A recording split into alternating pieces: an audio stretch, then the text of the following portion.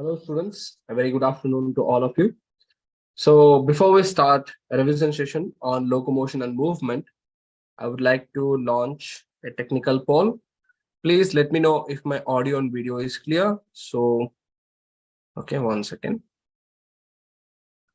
Yeah, please let me know if my audio and video is clear in your chat box so that we can carry on the session smoothly without any technical hindrance. All right. Make it fast. We have a lot to discuss today. YouTube students, you can comment your views. If there is any problems in your chat box, okay, feel free to do that.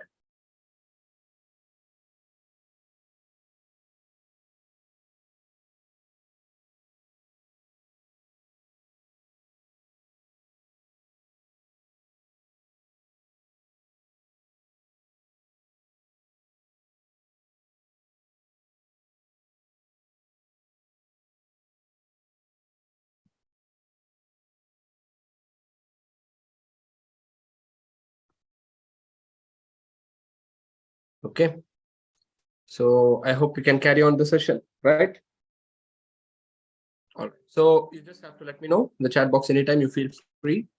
Let's start our session, locomotion and movement, right? So when we talk about locomotion and movement, it is one of the most significant and principal, significant and most principally important things that should happen in animal kingdom.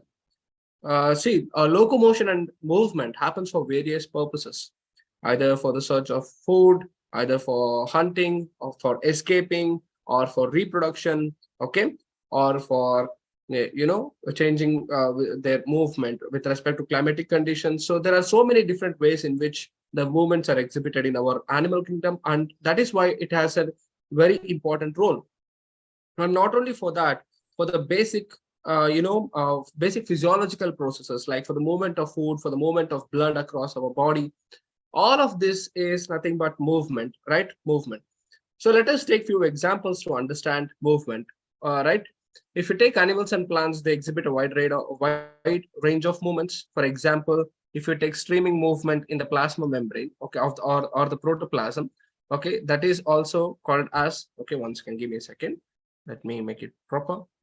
Okay, if you observe streaming movement, okay, of protoplasm in unicellular organisms like amoeba and even in the plant cells, so that is also a movement, okay, or movement of cilia, flagella and tentacles of many of the microorganisms, that is also called as a movement. Whereas when you talk about human beings show wide a range of movements with respect to the limbs, jaws, eyelids, tongue. Even I am moving, right? When I'm talking, even I am moving. I have facial expressions. I'm blinking. My lips are moving, right? So some of the movements will result in the change in the position of an organism that we called as locomotion. Okay, all locomotion is a movement, and all movement is not locomotion. I know it might be quite confusing you. It's very simple. See, for example, if I swallow, it's not leading to the disposition of me from one location to other location, right? That is also movement. Whereas when I walk, I change my position, right? I dislocate from one location to another location. So that is called as locomotion. Correct? No? So for example, if you take those examples that leads to change in position, you can go talk about walking, running, climbing, flying, swimming. All are some of the movement that leads to locomotion. That's why we call this movement as locomotory movements. Correct? No? They are called as locomotory movements. Fine. When you see in human body, there are principally three types of movement, correct? No? So let us see what are those. So these movements are in human body are called as amoeboid movement, ciliary movement, and muscular movement. What are we have? We have amoeboid movement, ciliary movement, and we have muscular movement in human body. Okay. So let us examine each of these movements and check it out how they are significant in our body. Where do we find these movements? See, we have amoeboid cells, such as in macrophages like white blood cells, such as macrophages and leukocytes. So their movement happens because of the change in position of their pseudopodia, correct? No? So they change their pseudopodia, and then their cells keep moving because of the amoeboid movement. Okay, so that happens in macrophages and leukocytes. When it comes to ciliary movements, take for example the lining of your respiratory tract. The lining of respiratory tract is made up of pseudociliated, pseudociliated epithelium, okay, stratified epithelium. So these epithelial cells, the ciliary epithelial cells, they keep moving the substances that across, okay, from inside of our respiratory tract all the way till our throat whenever the dust particles or any microorganisms are stuck there. Similarly, when you talk about the urinogenital tract, especially the genital tract or the reproductive tract or the fallopian tracts of the female, it helps in the transportation of egg, okay? The cilia or the fallopian flagella, we call it as, okay? The fallopian flagella that is present in the female genital tract, they help in the movement of egg. So those things we can observe in human body too. When it comes to muscular movement, they are associated with our bones, okay? And they are also associated with our visceral organ as well as cardiovascular organs, so that they participate in movement, okay? So those are called as limbs, jaws, and tongue, okay? Limbs, jaws, and tongue. They are involved in muscular movement, okay? So under types of movement, in human body, how many types of movement do we experience? We experience principally 3 types of movement. Those are called as amoeboid movement, ciliary movement, and muscular movement. Chalo, let's see what's next. So if you take some of the movements, okay, some of the movements like movement of tentacles can also occur in some of the organisms like Hydra, correct? No, for catching up the prey. They also use them to change the location. Even in microorganisms, some of the organs like tentacles, flagella, and cilia will help in changing location of these organisms that we have already studied.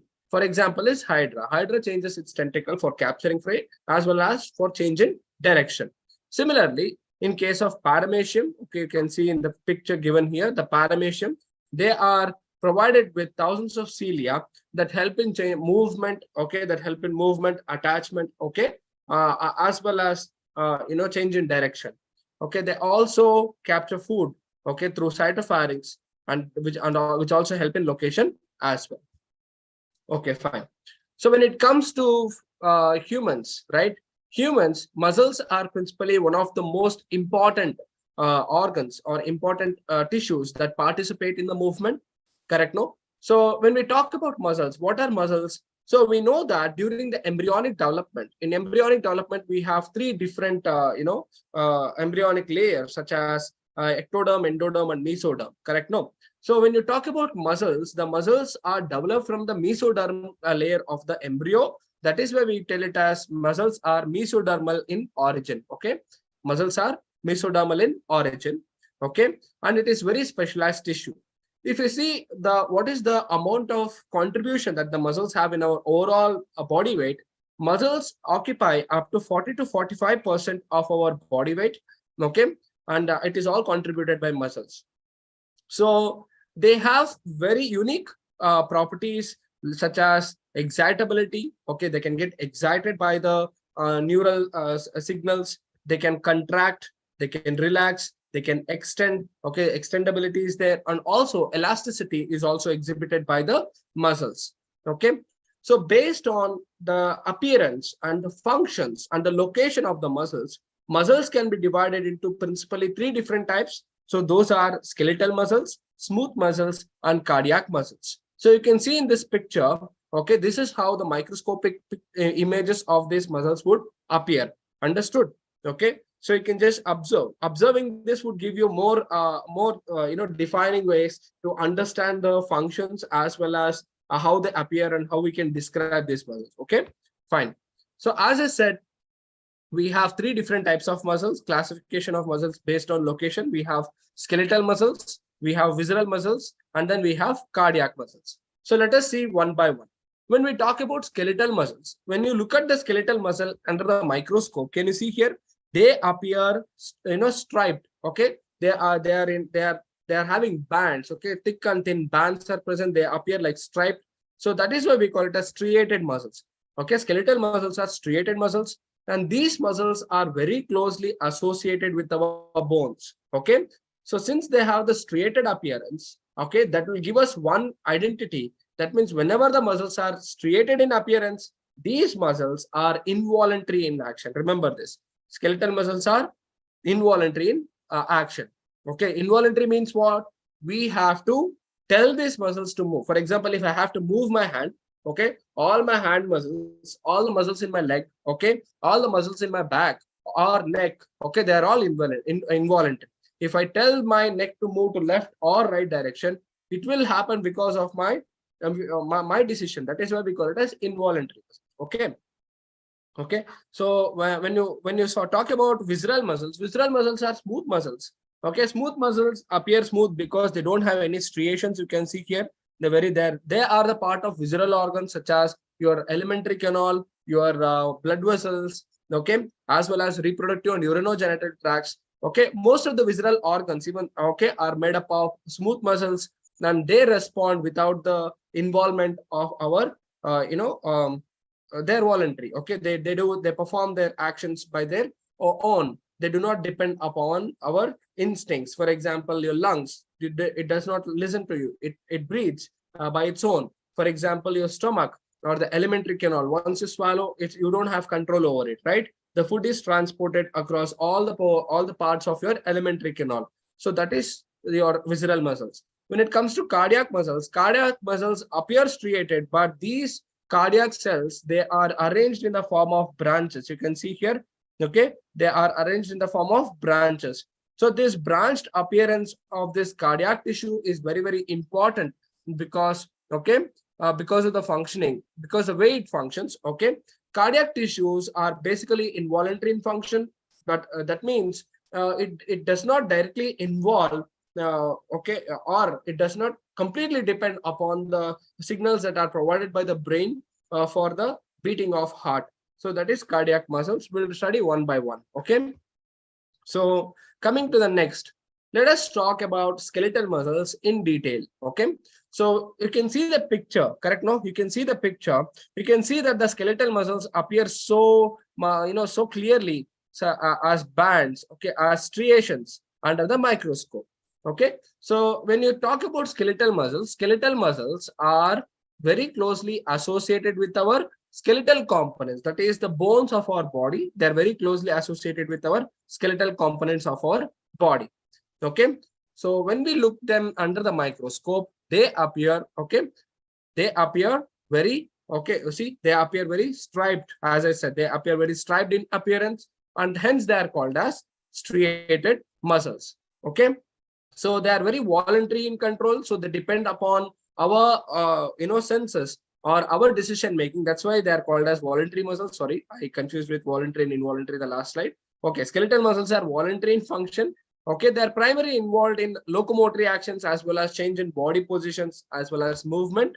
Okay, whereas when we talk about visceral muscles, right, smooth muscles, they are located in the inner walls of our hollow organs such as alimentary canal as well as reproductive tract. Okay, they do not exhibit any striations. They are smooth in appearance, and hence they are called as smooth muscles or non-striated muscles. So their activities are under the voluntary control of the nervous system, and therefore they are known as involuntary muscles. For example, transportation of food, okay, digestive tract, as well as gametes through the transportation of gametes through the genital tract. All of them are done by smooth muscles. Now you can see in the slide the appearance of smooth muscles, how they appear. When it comes to cardiac muscles, they are the muscles of heart, right? So they are in branching pattern to form cardiac muscle. So they are striated and they are involuntary in nature. Okay, as these they do not directly depend on the activity of our brain. Okay, next one. So let us study how the muscles help in movement, or how do muscles function in regulating the movement by studying in detail about skeletal muscles. Okay, skeletal muscles are a very, very classical examples to understand the overall functioning of our muscles, okay, or the movement of the muscles. Okay, so to understand that, we have to take one skeletal muscle and just examine the different parts of it and see how they function. Okay, so let us see. One second, give me a second. All right. Okay, So I hope my audio is clear. The students who are in YouTube, okay. So please let me know, okay, confirm me if my video is constant, because I feel that there is some constant glitch in the video. So please let me know in the chat box, okay. Anyways, let's continue.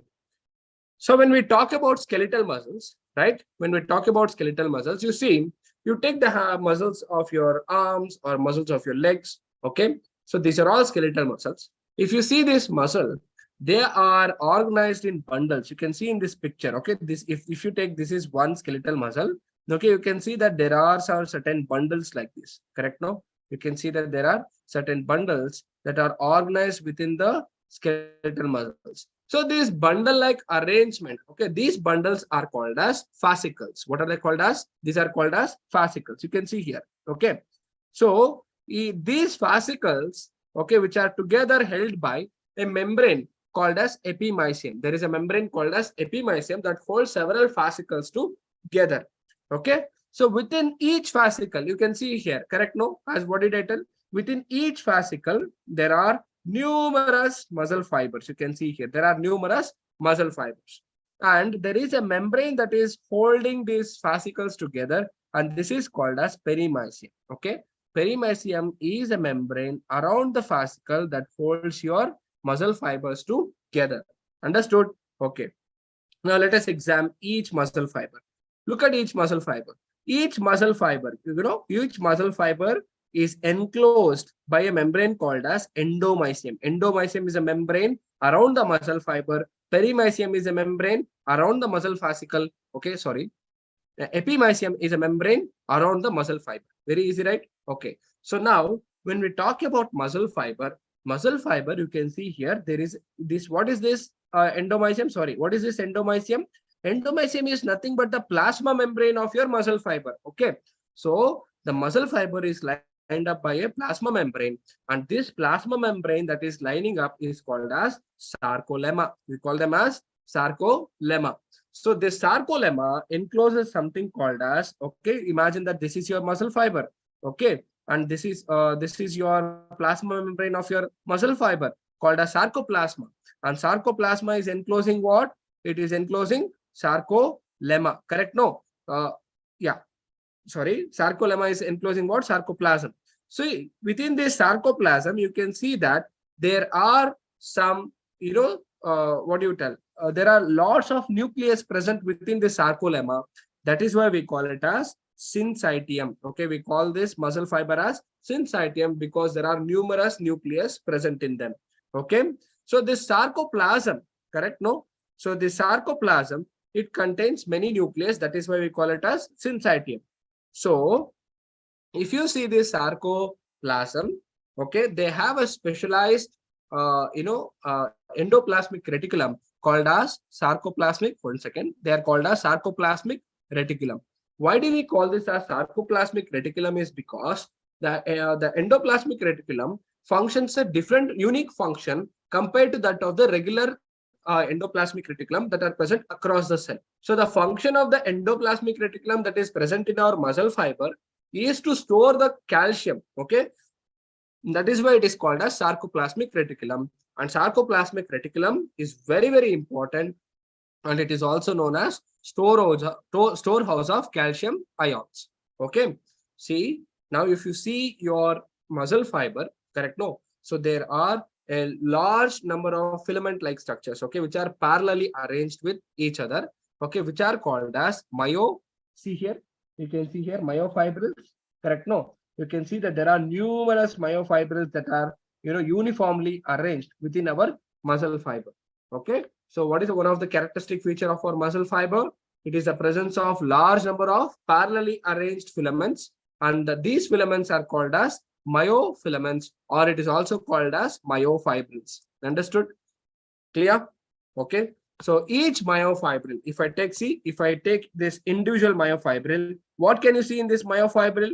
Can you see that there are dark bands and there are light bands here? Okay. There is one dark band here. There is one light band here. Can you see, people? Okay. The appearance of dark and light bands are seen very clear on the myofibril. Okay. This alternate dark and light bands are because of okay, the presence of a special proteins called as actin and myosin. Okay, they are very, very important for contraction of muscles. So what did we understand? One second, let me see if my voice is clear and if you have responded. No. Anyways, okay, I hope it's very clear, people. Okay, so let's continue. All right, so what did we understand here? Let's get back here. Let's get back. What did I tell? If you take each skeletal muscle, okay, if I take each skeletal muscles are held together. Okay, the skeletal muscle has bundles, okay, of your muscle fibers which are held together, which are called as muscle fascicles. Okay, these are called as fascicles. See, you can see these pouches. No, these are called as fascicle. Within each fascicle, okay, there are numerous muscle fibers. Correct? No, within each fascicle there are numerous muscle fibers, and muscle fiber has a plasma membrane, and this plasma membrane, okay, is called as what? Sarcolemma.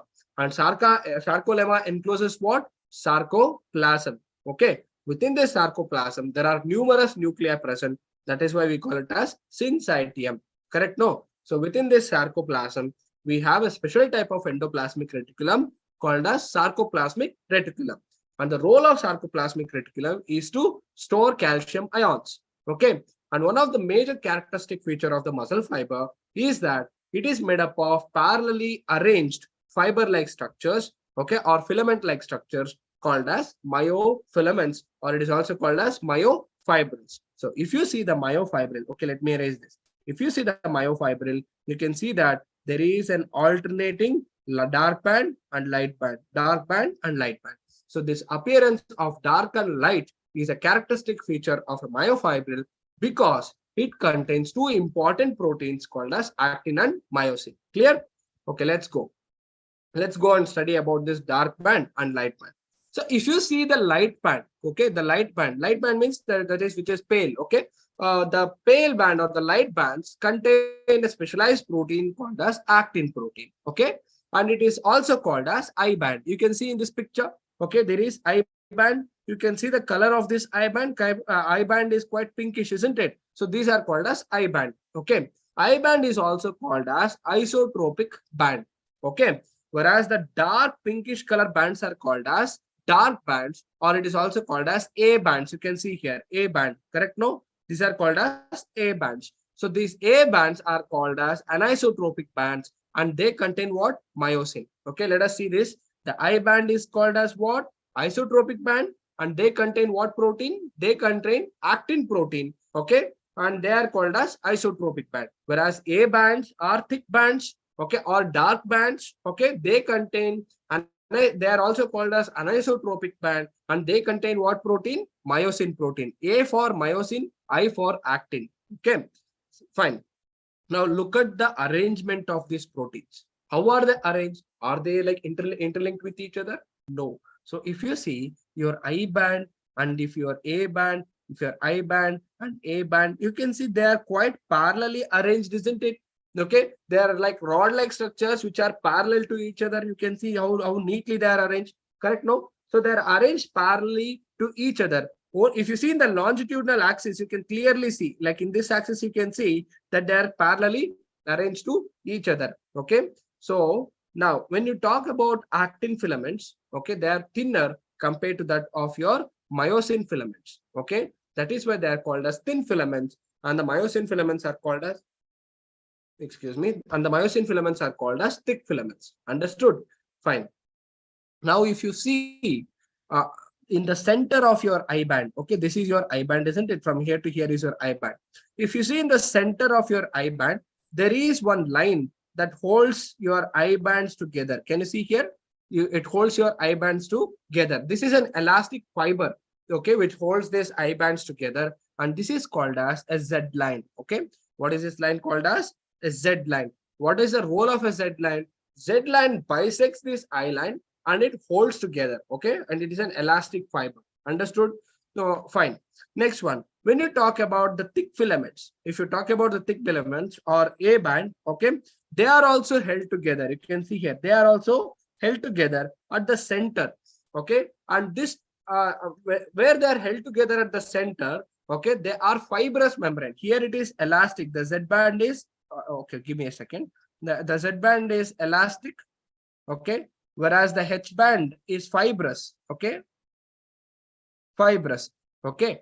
So the A band, okay, at the A band, even your thick filaments are held together, okay, and near a line called as M line, okay, they are held together by a M line. Understood?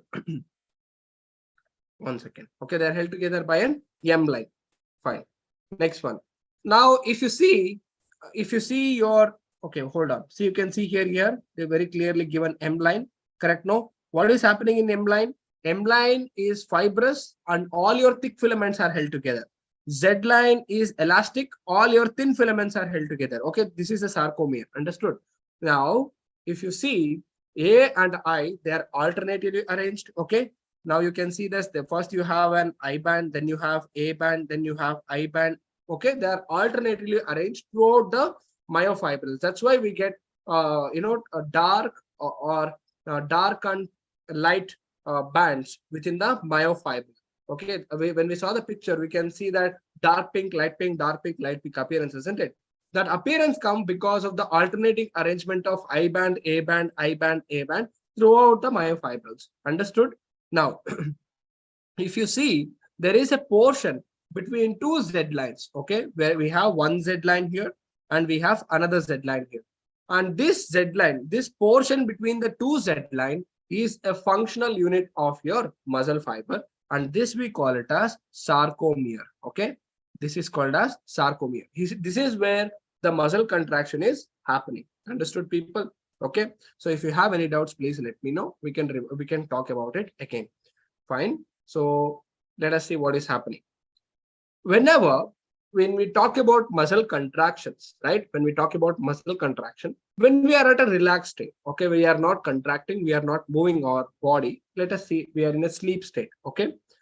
What happens to these filaments? How are they organized? If you see in the resting stage, you can see the thin filaments, okay?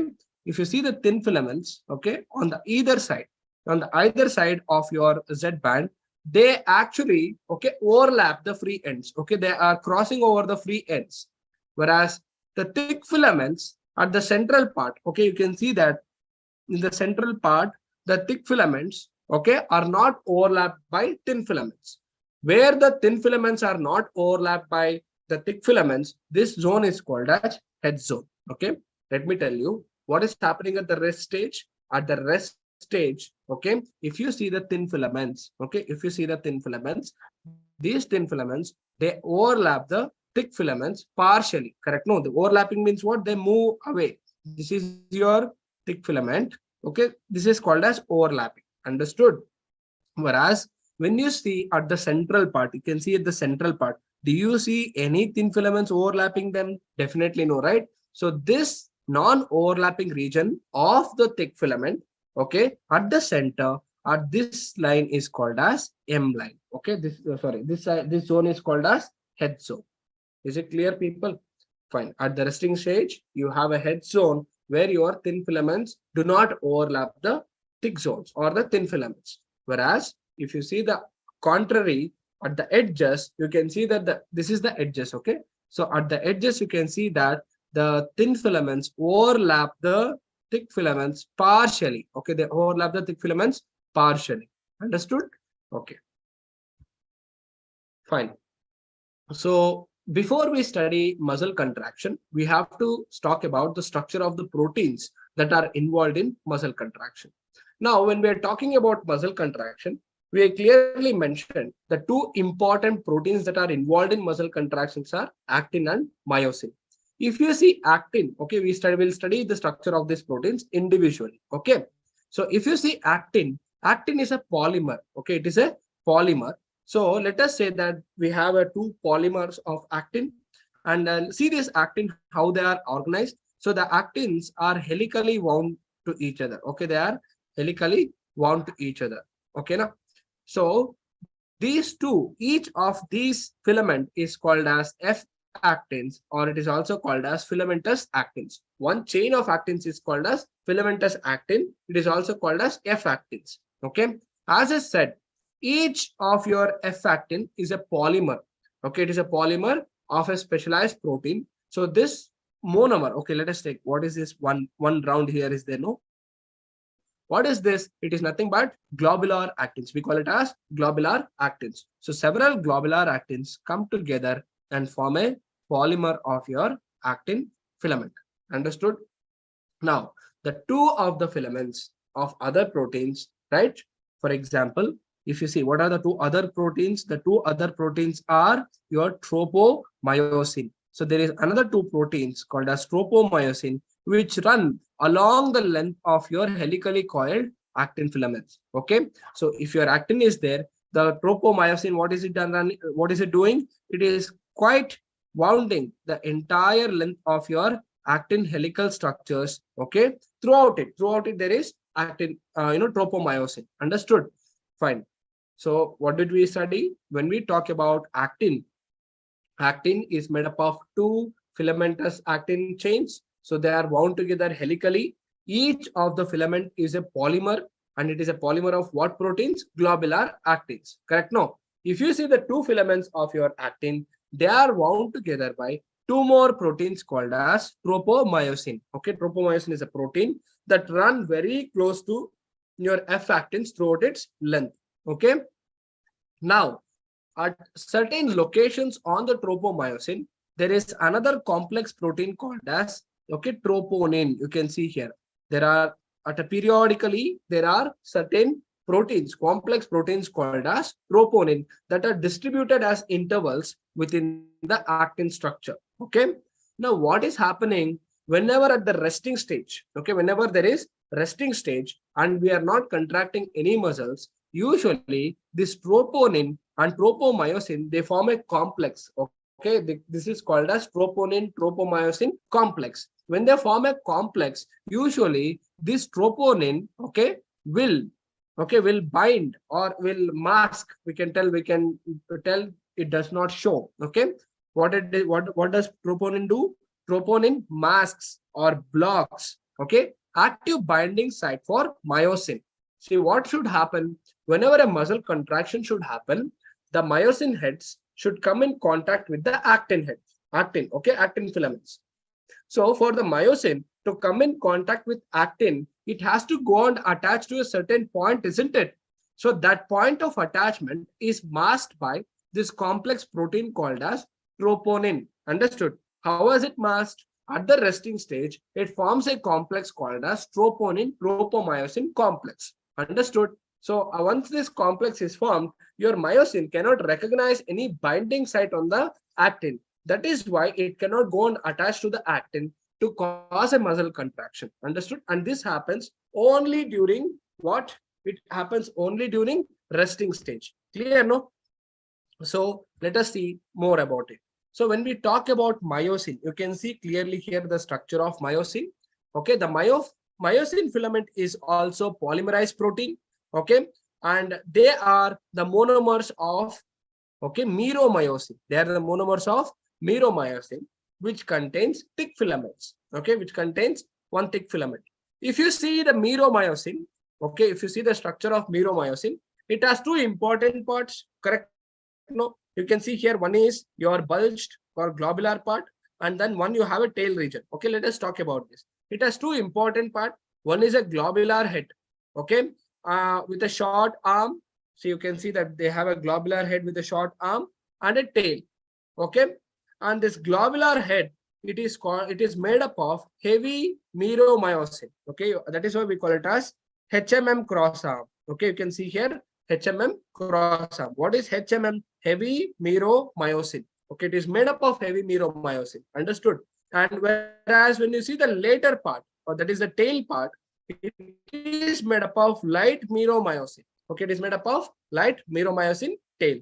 So if you talk about HMM component, that is heavy meromyosin component, okay, head and the short arm, they actually project outwards. Okay, they are not in the straight line, they project outwards, and they have a regular distance and an angle from each other. Okay, and they form a polymerized myosin filament, and that is known as a cross arm. Okay, they form a polymerized filament that is known as a cross arm. You can see here it forms a cross arm like this.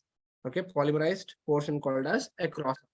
Now, if you see a globular head, correct? No, if you see a globular head, it is containing an active site for the ATP binding. Okay, if you see the head portion of your myosin, it has two important sites. One is actin binding sites, the other one is ATP binding site. The ATP binding site contains an enzyme called as ATPase binding site, where it has ATPase enzyme. Okay, whereas another region is the actin binding site, where it goes and attaches to the actin filaments. Understood? 1 second, students. Why is it the video is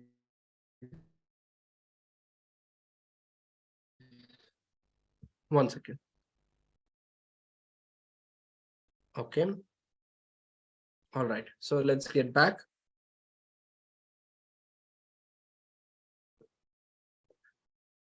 So, okay, we have to start with muscle contraction theory. Sorry, students, there is some little bit of technical issue. Okay, I think it's fine for you, but my video is getting stuck. Okay, let's continue. So when we talk about the contraction of muscles, or the how the muscle movement happens, the best way to sliding filament theory. Okay, muscle contraction can be understood by a theory called as sliding filament theory. And let us understand here. So what happens in sliding filament theory? So sliding filament theory, it talks about how the muscle contraction or the contraction of muscles takes place. Okay, so with the help of your thick and thin filaments. Okay, so what is happening here? Before you want your muscles to contract, first what you have to do, you have to tell your muscles to move. That is your signal, correct? No.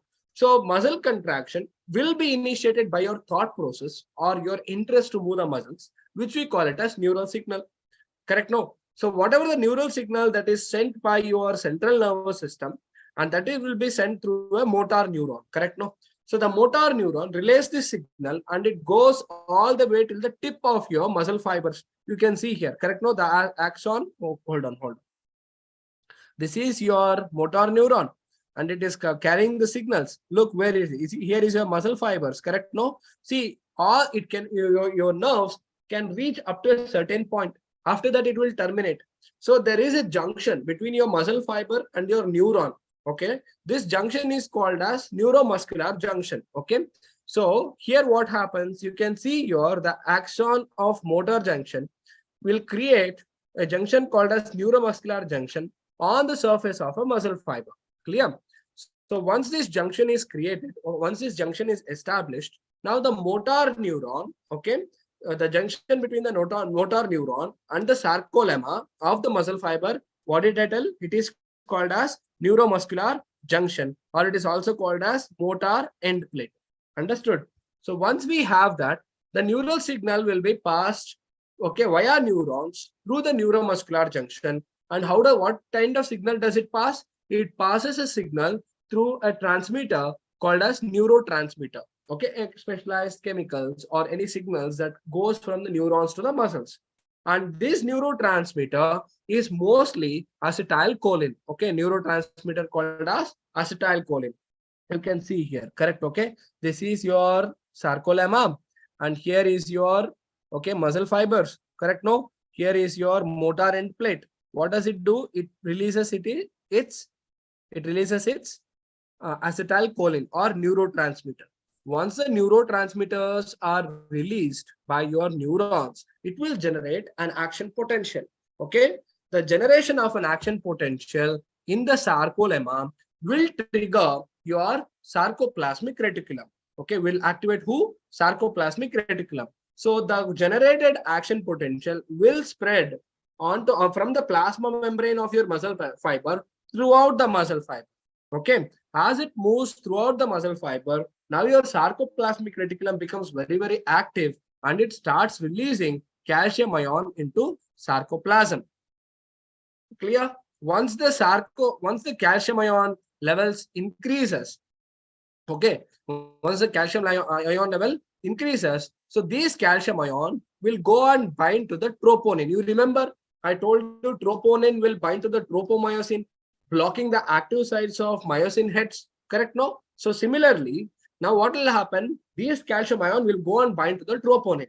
Once it goes to the troponin, binds to the troponin myosin complex will get broken. Okay. Once it gets broken, now the troponin cannot bind to the active sites of myosin. Okay. See what will happen once your calcium will go and bind to the troponin. Okay. Now the active filaments will that will be removed from the active filaments. Therefore, okay, unmasking. Okay, they will remove the mask. Okay, or unmasking the active sites of myosin. Now the myosin heads can go and bind to the actin very freely. Now what will happen? Myosin heads, as the actin binding sites are exposed, now the myosin heads immediately go and bind to the active sites on the actin filaments. So for them to go and bind to the active sites on the active filaments, what is required? ATP energy is required.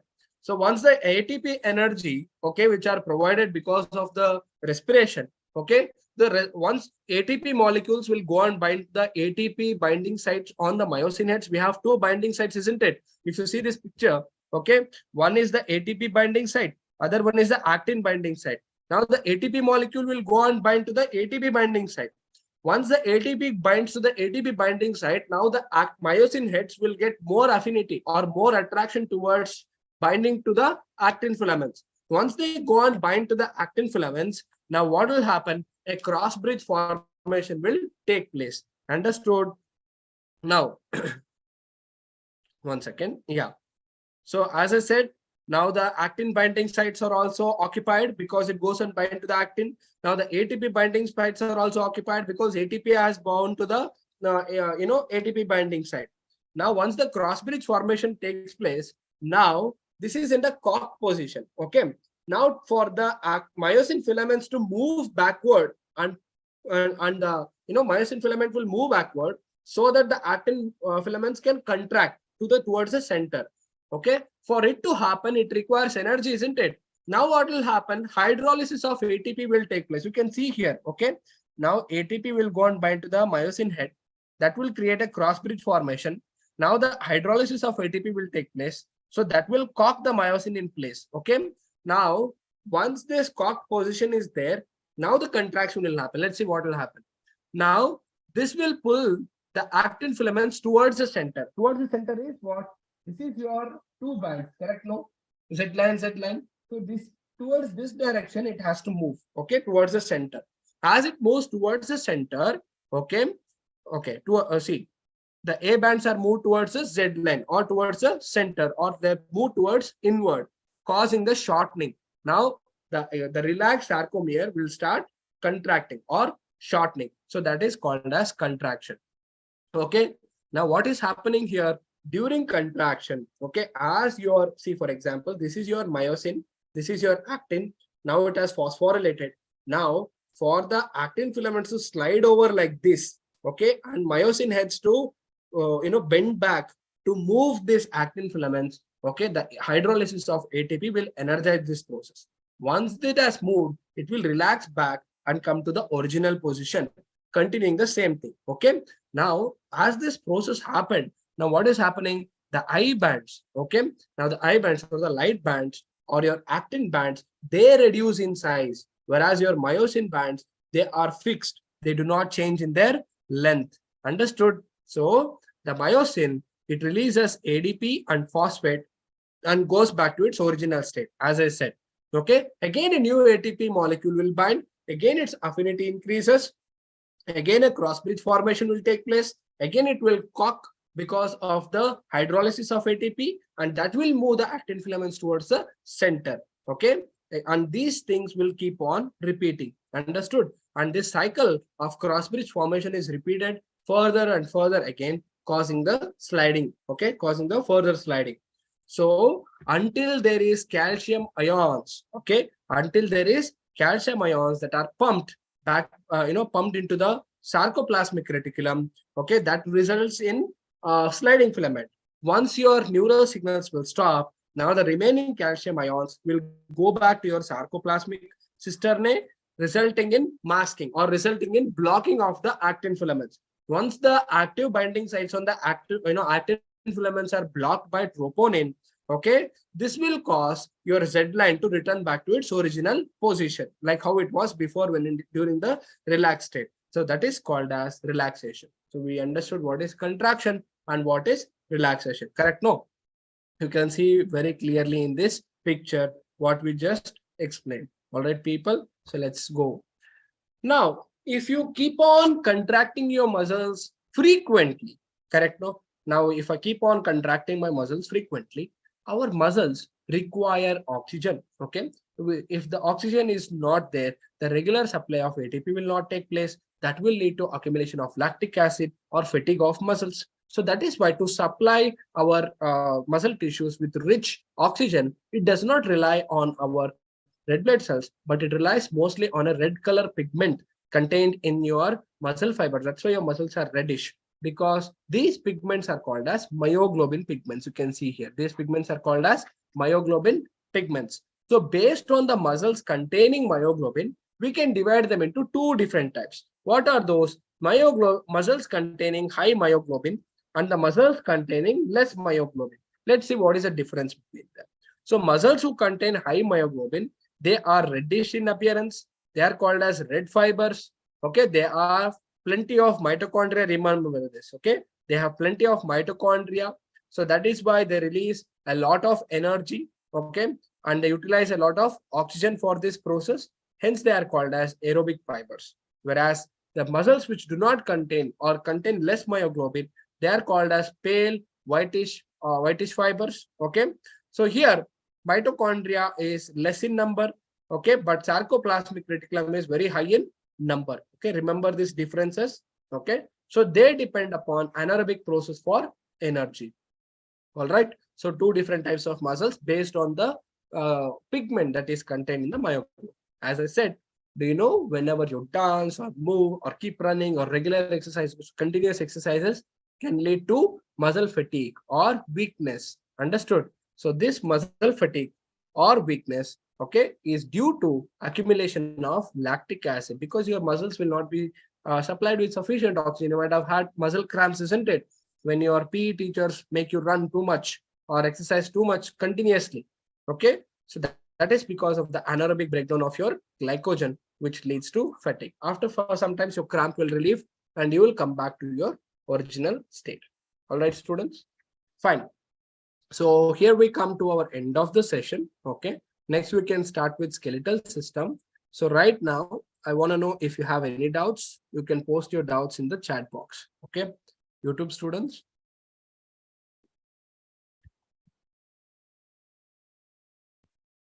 Just let me know if any doubts are there. I will be here.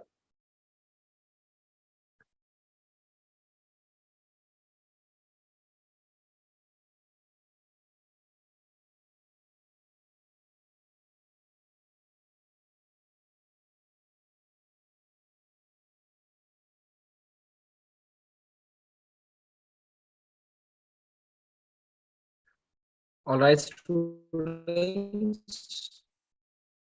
I'll see you tomorrow in the next class. Okay.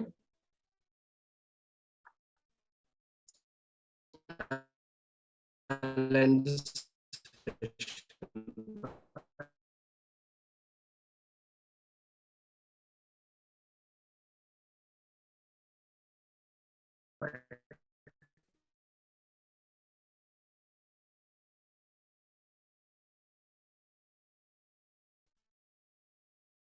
Okay. If you have any doubts,